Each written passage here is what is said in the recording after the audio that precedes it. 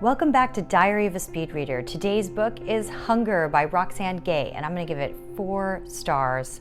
You know, this has got to be one of the most refreshing, honest books on body image around. Roxane Gay is morbidly obese, well over 500 pounds at her height. And she's not trying to tell you what to do, nor is she asking people what she ought to do. She's just telling it like it is.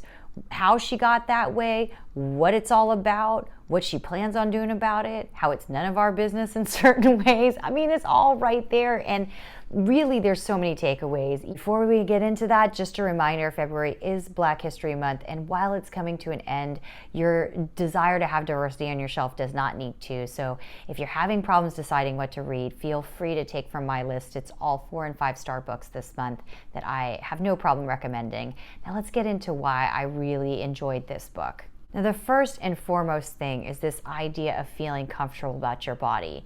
And too often, books will say this and then immediately go into this concept that you need to be thin. That's not what she's talking about at all. And that's never what I'm talking about when I'm thinking of dieting or otherwise.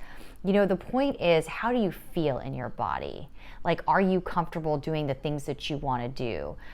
Is it going to serve you for the goal that you're trying to achieve? For example, I'm always traveling, so I obviously need to be able to lift my own luggage and not depend on someone else to do that. For her, she's got such an issue in the way of weight that sometimes her bones ache or hurt, or she just doesn't feel comfortable. You know, that's what she's seeking out to find. She's not really interested in trying to be beautiful or glamorous or anything like that. I love this way of thinking about body image.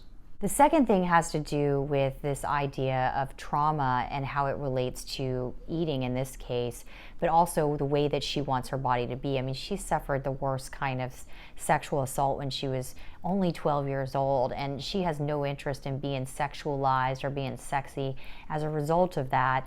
At the same time, you know, even if she were to solve all of that and become thin tomorrow, she knows that the real point is not the weight, it's not the eating, it's actually this other thing. This trauma that she had, I mean, is beyond, and I love that she's not trying to heal, cure, or otherwise tell people what they really need to do. Just sharing it, to me, is so brave. I just admire her. Now, the last thing really is what I'm going to call microaggressions, and it's wear and tear on confidence. And it's really amazing because in previous books we've talked about microaggressions and what should you do in the face of it to assert yourself or just overlook it. You know, the microaggressions to people that are obese are significant. We have game shows where we glorify people losing the weight as if something is wrong with them. There are seats may not fit a whole human being that's of a larger size. There's all these little things. And we're asking those that are obese to just either look past it or be strong enough to still feel beautiful, still feel valuable despite an entire world that's not validating them. She's honest about what it makes her feel. She's not trying to make any prescription. She's simply telling her story. And again, I just think that's really brave.